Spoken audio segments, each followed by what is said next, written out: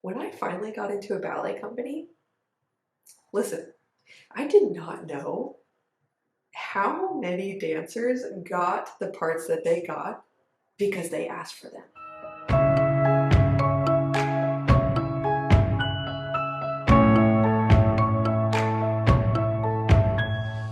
Hey dancers, it's Kirsten. Welcome back to the channel. Today I'm going to talk about the importance of self-advocacy as a pre-professional and professional ballet dancer. Heck, this applies to any dancer, but especially those of you who are in the professional realm of ballet. Self-advocacy is something that I learned is a non-negotiable for me. When I finally learned how to advocate for myself as a pre-professional then professional dancer, I felt my confidence increase. I actually felt as if I was treated with more respect. I started getting more of the opportunities that I wanted, and it totally changed my level of empowerment as a ballet dancer and some of my practical results that I achieved in the industry. So I know that there are so many gold nuggets in this video for you, so if you're interested in receiving them, keep on watching. So what does it mean to advocate for yourself? And yes, you are going to hear my cats. So what does self-advocacy mean? It just basically, to me, I would define it as being on your own team, being your own manager sometimes, acting on your own behalf. This could come in the form of standing at the front line and saying, and that is a form of being like, I belong here. I can dance at the front. I have something to offer. That's an act of self-advocacy. Self-advocacy also looks like asking a question to a teacher or choreographer if their instructions are unclear, or if simply you need a little bit more data in order to execute what you're being asked to do well. That's a form of self-advocacy. It also looks like communicating with company managers or school directors or administrators in order to actually get the support that you need. Or it also looks like asking to understudy a piece. Basically, acting and asking on your own behalf is self-advocacy. Now, here's why I'm making this video. I believe, and from what I've seen through my own journey as a dancer and in working with clients one-on-one as a mindset coach for dancers, what I've seen is that so few dancers trust their own voice.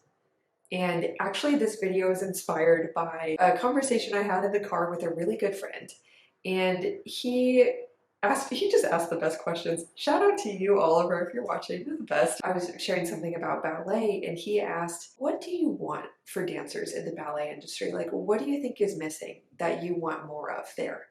And I said, I want dancers to trust their own voice and advocate for themselves. Truly, I know that so much. I'm gonna go on my little soapbox for a minute. Okay, I hope y'all are here for it because here we are. I'm doing it. So here's the thing. We can point fingers all flipping day at like people, directors, people in the industry, teachers, whatever, all this stuff. And yes, those people are responsible for some of the negative things that we experience as dancers. However, hear me in this. As a dancer, I am responsible for my own experience. I am not responsible for how some teacher chooses to speak to me in a disrespectful manner, for example. I'm not responsible for someone else's choice for their own autonomy. We are each responsible for ourselves. So again, there are things that just because I said I'm responsible for my own experience as a dancer, that doesn't mean that it is my fault if I'm in a situation where a director like suddenly decides like, oh, we're gonna run this piece again even though you guys are all exhausted, and then I get injured from an overuse injury. I'm not saying that would necessarily be my fault, but what I am saying is we have to, as dancers, we have to recognize that we can wait around our whole lives for teachers to start acting differently, for directors to start acting differently, for the ballet world to change, but we will wait forever and we will not participate until we take responsibility for our own experience. So what does this look like? It starts with self-advocacy. For example, If a teacher is continually very unclear in their directions, you hardly ever know the combinations and none of your classmates do either. The teacher is a very poor communicator. What it looks like to take responsibility for your own experience is, instead of just going to the dressing room and just complaining like crazy about like how much that class was terrible and the teacher sucks, all that stuff. Instead of doing that, it looks like asking a question and saying, could you show this combination with counts? What is the rhythm? Could you show the sequence to the side again? Specifically, I'm unclear on this part. Could you reiterate that, please? And hey, sometimes teachers won't change. And so then again, the onus is put on them to become a better teacher. But playing your part looks like asking the question.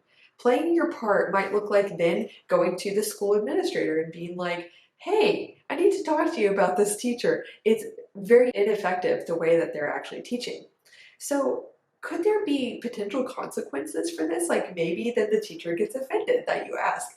Sure, yes, there's a potential consequence to everything. But how much do you like the consequence of class just staying the same? You know, I've personally dealt with teachers who were behaving very badly, and it was very hurtful to me. I've personally experienced that, and I've been the victim of it. I don't think as well we should really demonize the idea of being a victim, because sometimes we experience victimhood. However, it's my responsibility if I choose to carry forward the victim identity. That doesn't negate the fact that I experienced victimhood. So I want to bring some balance to that conversation. But ultimately, it got to a point with some of those teachers that I recognized at first it was my conscious choice to stay quiet. It was, again, my choice because I was taking responsibility for my own experience. It was my choice to not deal with them. But at a certain point, I recognized that choice was not one I wanted to continue with, and it was time for me to say something to them. And I've had conversations with ballet teachers that my pits were sweating, I was shaking, I was scared out of my mind. I didn't say anything the way I was planning to say it, but I am so dang proud of myself that I said something, okay? So proud of myself. And with two teachers in particular, were there repercussions? Yes. They retaliated actually at me. However, do I regret that decision for 1 minute? Absolutely not, because, you know, I went to the next place and that showed me that that's not the kind of teacher I want to be with. And ultimately, it still was such a good character building experience for me. Now, self-advocacy doesn't just need to look like dealing with really bad teacher relationships. It can also be much, much more positive. It can look like, again, asking for opportunities. Here is something interesting. Maybe you're watching this and this will blow your mind for the first time like it blew my mind. When I finally got into a ballet company, listen, I did not know how many dancers got the parts that they got because they asked for them. Whoa. Whoa. Now, that does not mean that it was rampant, that it was happening all the time. And that doesn't even mean it was undeserved, okay? Doesn't mean that. So all I'm saying is that they asked, can I understudy this part? Can I be in second cast of that? They asked and they received. I didn't just see this at one company, I saw it at several, okay? I lived this too. So I was at the Houston Ballet Academy. One day I became so bold as to, I was like kind of frustrated because I thought that I would be a really good fit for one of these group dances. And I was just honestly really confused as to why I wasn't cast. And I was one of the few people who wasn't cast. I was just like, well, okay. And I decided, hey, instead of being a whiny baby about it, I know, maybe that seems like really disempowering self-talk. That's just sometimes how I talk to myself. It feels empowering to me, okay? I joke with myself. So I'm like, Kim, don't be a whiny baby, all right? You either take what you have received or ask for more. There's that, all right? So I went up to the really scary director of the academy, honestly, if you know, you know. And I was like, may I be considered to be in the second cast of this piece? And the person said they would think about it. When you ask for something, though, you have to be ready. okay? We cannot ask out of entitlement. And I want to say that I personally, if I am checking myself, I don't believe that that was an entitled ask. Some dancers ask from a place of entitlement, and that is a very bad look, okay? It's coming from a place of, I deserve that. I literally have some friends, people I know, that I would hear them complain about something they were experiencing or complain about someone else getting an apprentice contract or whatever. And the complaint was, I can't believe they got that. My resume was so much better. And it's like, wow, could it be that in the end, our resumes don't speak for us? Wow, I'm being a really salty girl today. I mean this with the highest intention. And listen, I'm not perfect. I'm using this experience that I can laugh at myself too. I've had some entitled asks before, okay? I've been entitled, totally. 100%, you better believe it. I have definitely had a lot of moments where I thought I was better and more deserving than I was. And I needed to be told no in order for me to see myself. And that's okay. So going back to the story of when I asked, can I be in the second cast? Here's what happened. The next day, we were doing a huge group rehearsal. There was like Houston Ballet 2. I was in level 8. I know they have like different levels now. Level 8 was the highest level. And then the level 7s were there and a bunch of teachers were there. And we were doing like, the show was coming up. So this was kind of like a final-ish run through.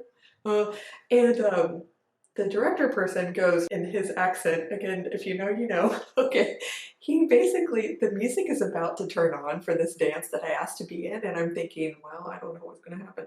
He goes, Kirsten, first cast, go. I have just enough time to pull my warm-up shorts off. I rip them off, and I walk on, and I do the piece. I ended up getting first cast. So, listen, is it scary? Yes. Do you have to be prepared? Yes. But I say over and over again, especially to the dancers that I work with, and I remind myself of this so much in my personal life, that whatever we're asking for, whatever we're hoping for, working towards, whatever, recognize that any greater level of achievement, abundance, success, whatever, it requires that we're willing to take the responsibility to hold that blessing, whatever you want to call it. It requires that you take responsibility for the action to get there. And so when I asked, I had to be responsible for knowing what I was doing. And isn't it scary? Yes. But also, does it get you to the next level? Yes. Also, I want to say that self-advocacy, an example of that is asking for corrections. And by the way, all of these things you're asking for, not only do you need to be able to take responsibility to act professionally and be prepared for the thing that you're asking for, but you also need to be respectful of the person's time and energy that you're asking for. For example, if you go up and you're like asking for a part, do be sensitive. Like, is it a really stressful day for your director and they're already at their wits' end? Be mindful of that and choose an appropriate way and time to ask, and also assess, is it appropriate at all? Okay, so I do want to say discretion is important, because I do not know plenty of dancers who have gotten places in their career, but the way that they ask and behave is not always so considerate of other people, even other dancers. They can bulldoze a little bit. So it is important to be humble and, yes, at the same time, ask for more, put yourself out there, but just, check your levels of entitlement and rather see it as you're putting yourself out there and asking humbly for an opportunity to be considered. One example of self-advocacy that I think is really important is you can ask a teacher after class to look at a particular movement and give you corrections if they have time. Ask if they'd be willing and if they have time to do that. Okay, listen, recently I got a cool opportunity to briefly talk with a dancer who's a principal with the Mariinsky Theater. Mind blown. Anyway, he's so nice. I actually read more about him after I met him, and I was like, oh, wait, what's your story? I forgot that I'd read an article about him in Point Magazine, or Dance Magazine, where he talks about his journey to actually becoming a principal dancer with the Mariinsky Theater. And it started with developing a relationship with one of the ballet masters by asking, hey, will you look at my jumps? I'd love to get your insight on how I can improve. That shows initiative. It's also a form of self-advocacy, and it gets you seen, in a humble way. He was asking to learn. He was hungry to grow, and that attitude mixed with the potential the ballet master saw in him is actually what got him a job offer.